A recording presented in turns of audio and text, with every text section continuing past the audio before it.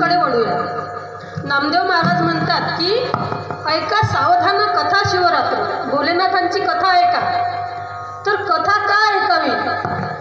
त्याचं कारण असं आहे की कथा ही जीवनातली व्यथा हरण करते. आणि साधारण नाही, सर्वसामान्य व्यथा नाही, तर जन्म मृत्यूची व्यथा हरण करते. अर्थात अनिष्टाची निवृत्ती आणि इष्टाची प्राप्ती करून देते. विठ्ठल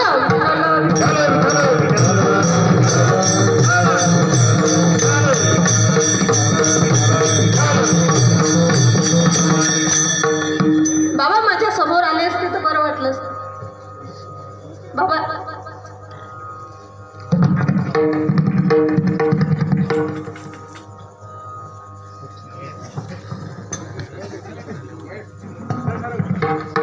तर बघा, भोलेनाथाची कथा